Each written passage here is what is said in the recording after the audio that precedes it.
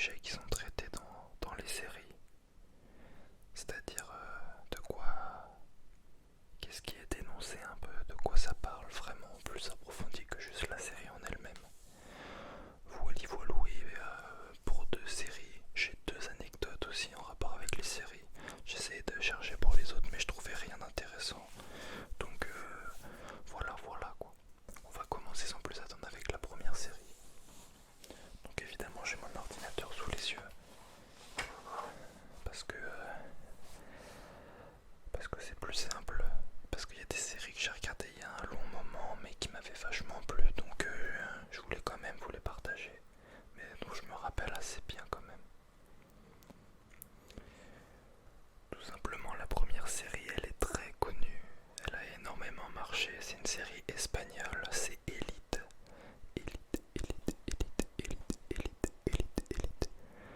Donc c'est une saison, un des best-sellers sur Netflix, hein, clairement il n'y a pas photo, ça fait partie des séries les plus vues je pense, mais vraiment ça a été un gros coup de cœur, mais ça on en parlera plus après, en détail après petit résumé. Donc c'est une série en 3 saisons, il y a 3 saisons, de chacune 8 épisodes. Selon des informations, une saison 4 est prévue. Notamment, on le voit à la fin de la saison 3, les derniers épisodes, que on sent qu'il va se passer quelque chose. Encore, que c'est pas terminé. Et c'est une série espagnole, bien évidemment. Alors, il n'y a pas que des Espagnols en acteurs, j'ai vu, il y a un peu des Mexicains, il y a un peu de toutes les origines hispaniques. Donc, nous allons commencer le résumé. Bon, le résumé est assez simple, global. L'arrivée de 3 adolescents boursiers originaires de la classe ouvrière dans l'une des écoles les plus prestigieuses d'Espagne va en effet entièrement chambouler le microcosme. Le microcosme, oui, établi au sein de l'établissement, et aboutir à l'impensable, un meurtre parmi l'un des leurs. Entre secrets, relations amoureuses, trahison, sexe et mensonges, Élite suit le quotidien de ses élèves issus de deux mondes que tout oppose et réussit assez habilement à garder secrète l'identité du meurtrier jusqu'au dernier épisode de la saison 1. Donc c'est un peu un résumé de la saison 1, mais ça résume très bien, ça met en scène vraiment tout le principe même de la saison. Donc là on va parler ça un peu plus de ce dont ça parle, ça traite cette série. Au-delà de son intrigue palpitante, et c'est le cas de le dire, la série aborde une grande variété de problématiques sociétales encore et toujours d'actualité, comme l'homosexualité, l'avortement, les drogues, la sexualité chez les jeunes et la religion, notamment avec le port du voile, l'intégration mais aussi le VIH, un sujet d'ailleurs encore très peu traité dans les fictions pour adolescents.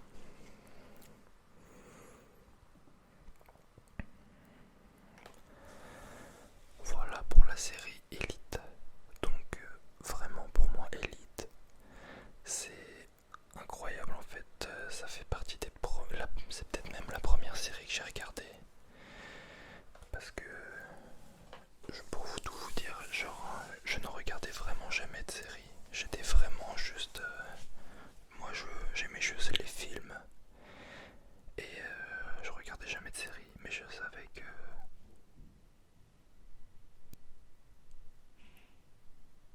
excusez-moi, il y a du bruit, il y a des gens qui bougent. Mais je savais qu'en fait, en regardant une série, je savais que j'allais me faire attraper, j'allais kiffer ça. Mais tant que je commençais pas à regarder une série, je rentrais pas dans l'effet infernal de voir tous les épisodes. Et du coup, Elite, ça a été la première saison que j'ai regardée vraiment. Et c'est un truc de ouf commenter le premier épisode, mais vraiment les 20 premières minutes, c'était parti. J'ai vraiment séché la saison 1 en une nuit. J'ai fait commencer de minuit à 7h le lendemain. J'ai regardé la saison 1 en entière pendant toute une nuit. C'était un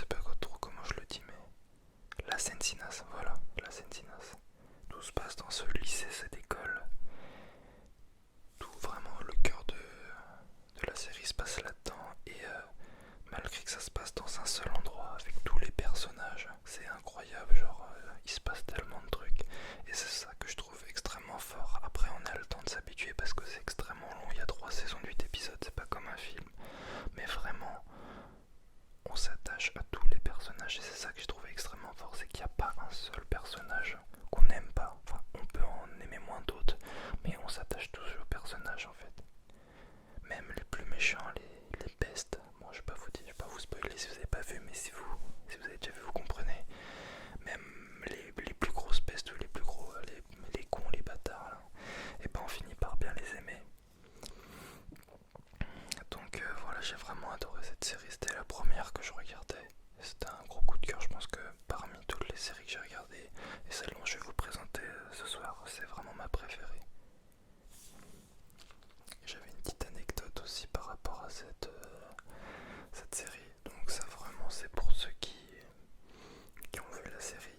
Le jeune acteur Polo, donc celui qui interprète Polo dans la série, qui sort avec Esther Exposito dans la série, et ben il est également sorti dans la vraie vie avec Esther Exposito. Aujourd'hui ils sont plus ensemble, mais ils sont également vraiment sortis ensemble dans la vraie vie. Et ils ont fait ça aussi dans la série, donc voilà, je trouve ça plutôt drôle. Voilà, c'est cadeau, c'est pour vous. On va tout de suite passer à la saison 2. Là c'est la deuxième série. Et oui, je voulais juste rajouter un petit truc parce que la deuxième série que je vous présente, elle est dans le même thème. Dans le thème où en fait d'être le filmé, je sais pas comment dire, mais le fait d'être avec des étudiants, de filmer des jeunes un peu dans lesquels on pourrait s'interpréter. Enfin, j'aime bien cet esprit de... Je sais pas du tout comment dire ça, mais j'aime bien le délire de série dans des lycées avec des jeunes, tout ça. Enfin bref. Parce que la deuxième série c'est Contrôle Z. Contrôle Z. Alors c'est une série mexicaine composée de une saison, mais je crois qu'il y en a deux, mais je sais. J'ai un doute si la deuxième elle est pas disponible sur Netflix et je l'avais regardée en streaming, je sais plus. En tout cas sur Netflix il y a une saison de 2 épisodes. Et si je dis n'importe quoi et qu'il n'y a pas de saison 2 encore, et ben en tout cas elle est prévue. Donc ça veut rien dire en fait ce que je dis limite, mais bon bref. Je vais vous lire le premier résumé de cette série Contrôle Z, qui est une série américaine de une saison et 8 épisodes. On va partir là-dessus. De manière très typique, Contrôle Z s'ouvre sur la présentation de ses personnages principaux. Ils sont pour la plupart le reflet des stéréotypes des séries pour adolescents de Netflix. Il y a le sportif, l'intello, les brutes, la cible principale de la brute, les reines du lycée et la personne spéciale. Et bien sûr, le nouveau venu dans le quartier. Toutes les infos sur les acteurs, on s'en fout. Le personnage principal de la série est le personnage spécial. Donc c'est souvent le personnage un peu qui sort du lot spécial qu'on va suivre. Donc là c'est une jeune fille qui s'appelle Sophia. C'est la personne un peu spéciale. Elle est considérée comme un monstre par la plupart des gens. Par conséquent, Sophia se contente de rester seule et d'observer les gens, et de développer ses capacités d'analyse et de détective. L'élément déclencheur de Contrôle Z arrive lorsqu'un hacker anonyme utilise le Wi-Fi de l'école pour divulguer les informations personnelles de nombreuses personnalités de l'école. Tout le monde y passe. Alors que la panique commence à s'installer, Sophia, avec l'aide de son nouvel ami Javier c'est le nouveau inconnu qui arrive dans le quartier. Avec son ami Javier, décide d'utiliser ses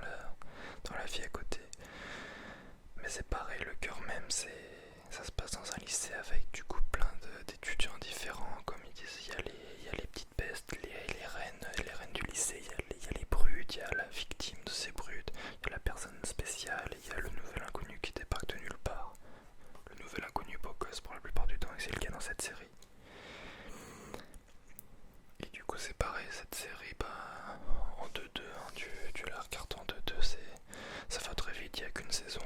Et puis pareil, vraiment tu te fais entraîner direct dans le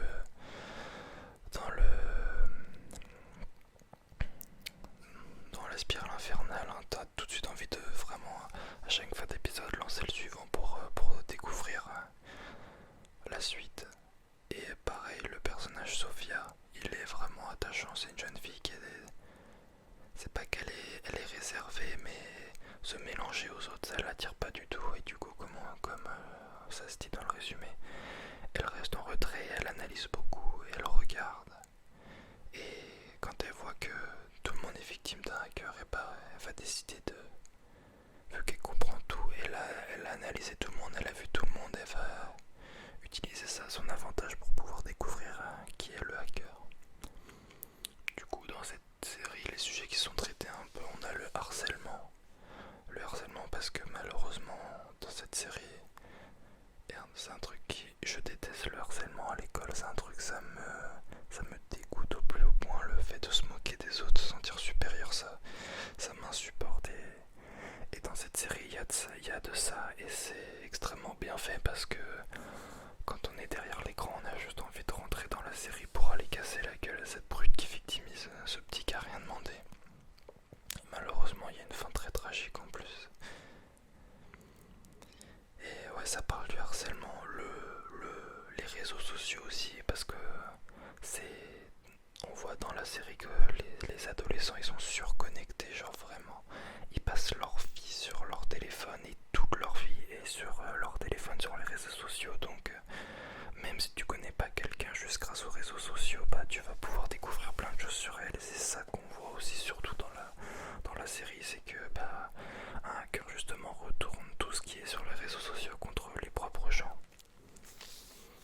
Je sais pas si je suis très clair des fois, mais je pense que vous avez compris. Ça parle aussi, oui, effectivement, l'image de soi, se faire accepter. Tout le monde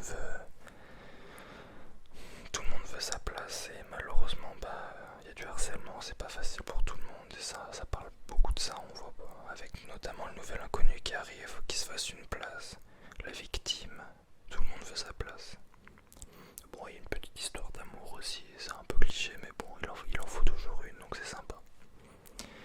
Et donc pour la petite anecdote sur cette série, Anna Valeria, celle qui interprète le rôle de Sophia dans la série, donc c'est la jeune discrète un peu réservée, donc qui interprète Sophia, a confié à un site francophone, un journal, un journal français, on va dire, que seulement elle et un autre acteur connaissaient l'identité du acteur durant le tournage. Tout le casting profitait de chaque épisode pour mener l'enquête. Alors si vous n'avez pas bien compris, c'est qu'en gros, pendant vraiment le tournage de la série, il n'y avait que uniquement elle et quelqu'un d'autre qui était au courant, qui était réellement le hacker. Pas que dans la série, hein. Enfin que je dis n'importe quoi. Et du coup, tous les autres qui participaient au casting, petit à petit, au fur et à mesure de la série, voyaient réellement qui était le hacker. Donc je trouvais ça plutôt sympa, c'était marrant. Voilà pour la deuxième série qui est Contrôle Z. Contrôle Z en référence à ce qu'on fait sur l'ordinateur pour revenir en arrière. Voilà, le titre prend tout son sens. Alors là, on va complètement changer de thème parce qu'on va partir sur des séries un peu plus thriller politique. Vous allez comprendre. Donc la série s'appelle Bodyguard. Elle est disponible sur Netflix. J'ai vu que récemment elle a été passée sur France 2 également. C'est une mini-série parce qu'on n'a qu'une seule saison de 6 épisodes. C'est une série qui est anglaise, qui est tournée en Angleterre. Et c'est une série qui a extrêmement bien marché en Grande-Bretagne, et elle a tout de suite bien marché également en France, notamment avec la diffusion sur France 2. C'est une série qui a extrêmement bien marché. Du coup, dans une interview du réalisateur de la série, il a dit que vu l'ambition qu'il y avait autour de cette série et la réussite qu'elle a eue, il y avait une saison 2, 3, voire 4 qui était prévoyable vu le succès. Donc on est parti tout de suite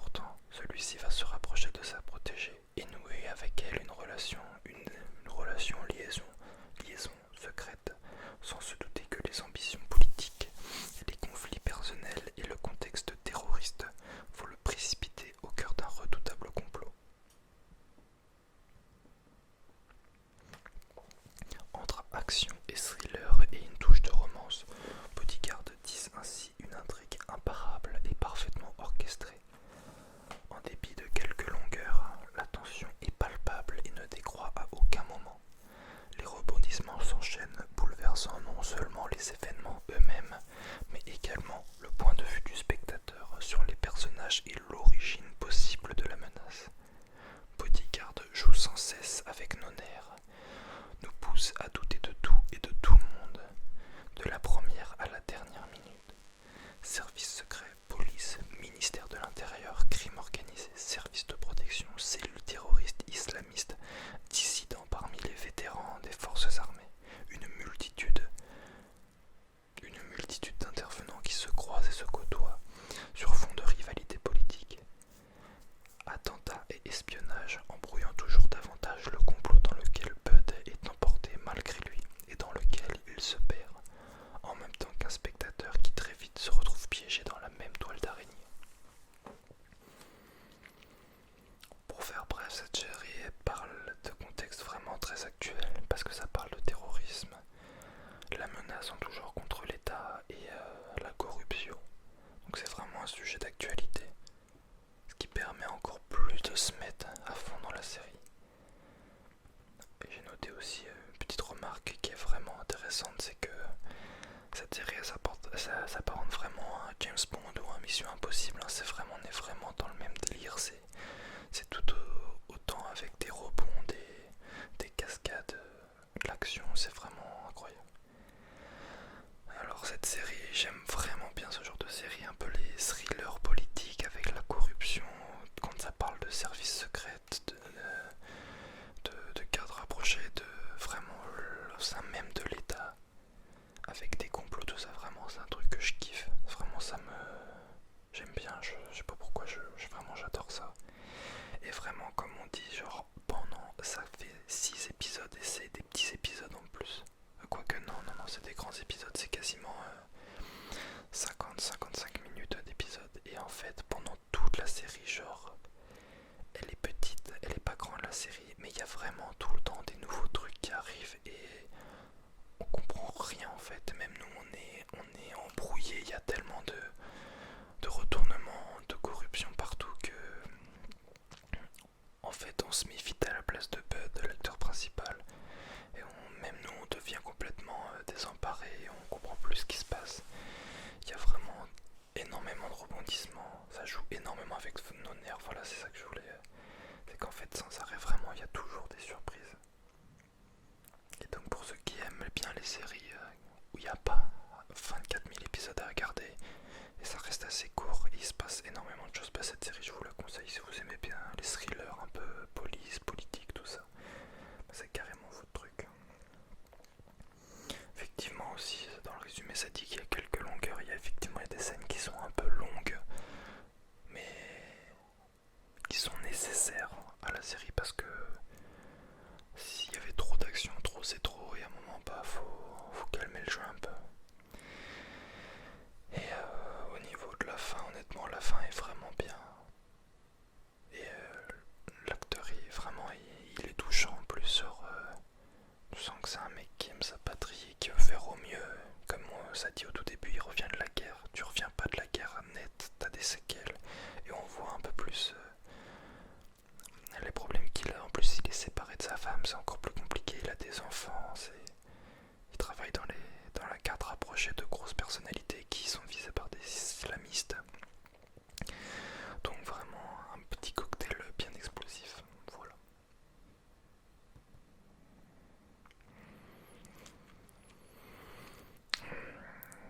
On va faire un truc, c'est que j'ai une autre série dans le même thème. On va directement la faire et on finira par une petite touche de légèreté. Une série qui est dans le même thème et c'est la dernière série que j'ai regardée récemment et c'est pareil, elle est très très longue mais enfin très longue, il y a plus long mais vraiment c'était un gros coup de cœur aussi. Rien que de vous en parler, je sais pas pourquoi ça me donne le sourire mais tellement parce que je crois que je suis encore dans la série là, alors que je l'ai terminée, mais c'est Designated Survivor, ou en français Survivant désigné, voilà. C'est une série américaine. Alors écoutez bien, donc il y a 3 saisons. La saison 1, il y a 21 épisodes d'environ 45 minutes.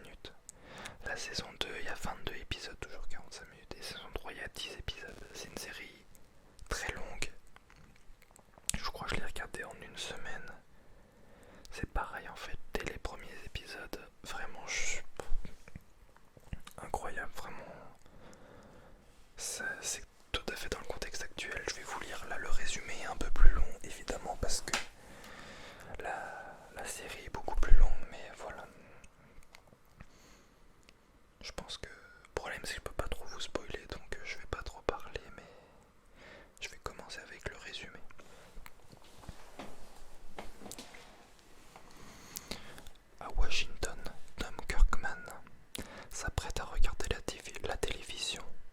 L'intervention annuelle du président des États-Unis face au Congrès.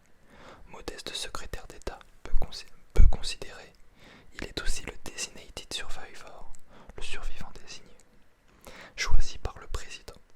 C'est à lui qu'incomberait la charge de diriger le pays en cas de vacance de l'ensemble de l'exécutif. Je vous expliquerai un peu plus ce que veut dire survivant désigné pour ceux qui savent pas. À la fin après. Alors, Tom Kirkman assiste alors à l'impensable. Une bombe explose au Capitole, donc pendant la diffusion du président des États-Unis. Une bombe explose au Capitole, décimant quasiment la totalité de l'assistance. Notre homme se retrouve de fait président des États-Unis, un rôle auquel il est d'autant moins préparé qu'il va devoir faire face à la menace terroriste dans un pays traumatisé et en plein chaos, et où toutes les institutions sont à reconstruire. Alors après, il y a deux petits axes résumés qui résument bien un peu l'intrigue de la série. Donc le premier acte, l'intrigue politique. Catapulté président des États-Unis, Kirkman se retrouve détenteur du pouvoir, en dépit de la défiance, voire du mépris général, attendu au tournant par ses détracteurs, face à une opposition virulente au sein même de l'administration et de l'armée.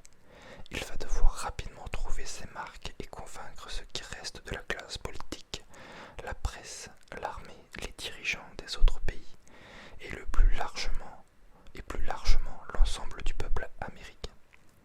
Il faut dire que ce n'est pas le sujet principal, la série reposant entre autres sur le drame personnel vécu par le nouveau président, qui a du mal à asseoir sa légitimité, dont lui-même n'est pas convaincu, et qui aurait préféré continuer de mener sa petite vie tranquille, de bon père de famille et modeste fonctionnaire en marge du pouvoir. Pour le second texte, l'enquête sur l'attentat à la bombe qui a détruit le Capitole. Donc ça c'est pas vraiment un spoil parce que le premier, même dans la bande-annonce on le voit, ça. L'enquête sur l'attentat qui a détruit le Capitole. Le récit se développe autour du personnage de Hannah Wells, agent fédéral particulièrement perspicace qui ne se laisse pas prendre au piège, tendu par les véritables commanditaires de l'attaque, à savoir,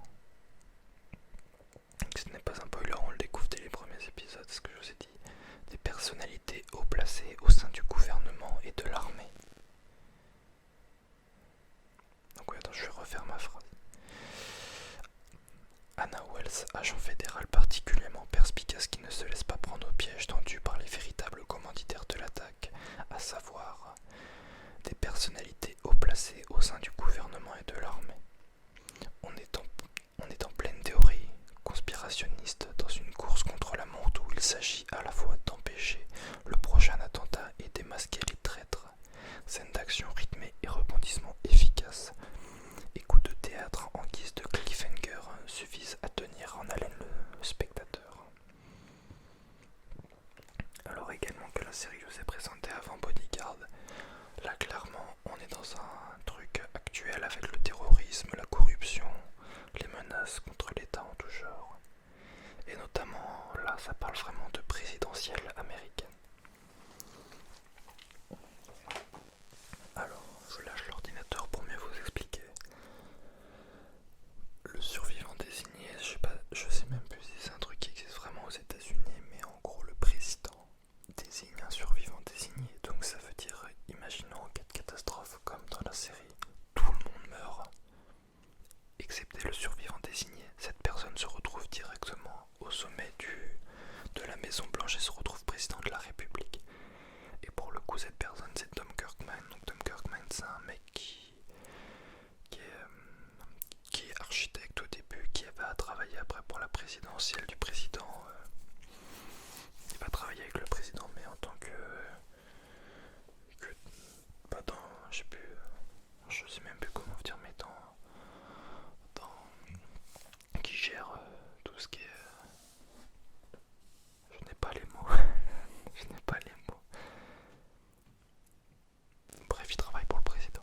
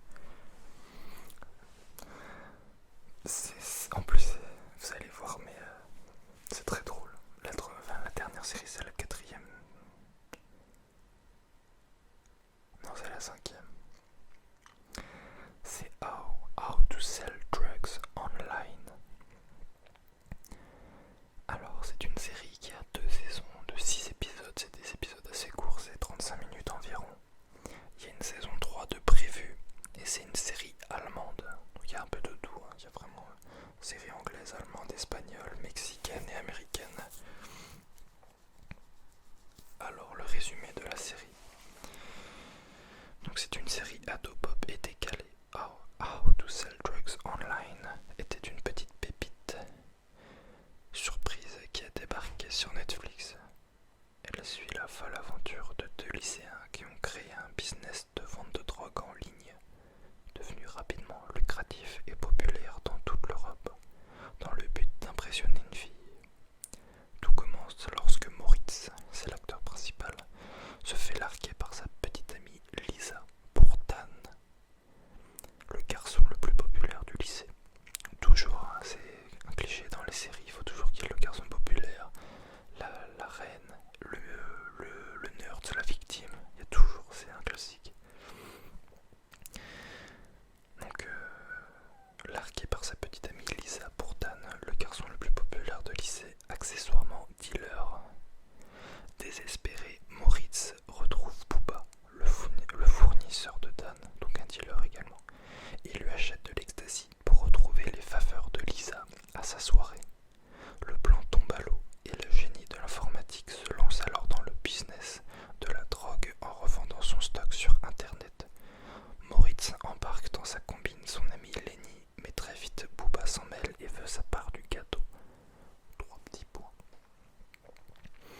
Alors l'anecdote, c'est pas vraiment une anecdote, mais c'est que cette série est inspirée de faits réels. Cette fiction s'inspirait notamment d'une histoire vraie, celle d'un certain Maximilian, qui en 2013 dans la région de Leipzig en Allemagne a créé une boutique en ligne appelée Shiny Flex pour vendre la drogue depuis sa chambre d'enfant. Le jeune homme n'avait que 18 ans.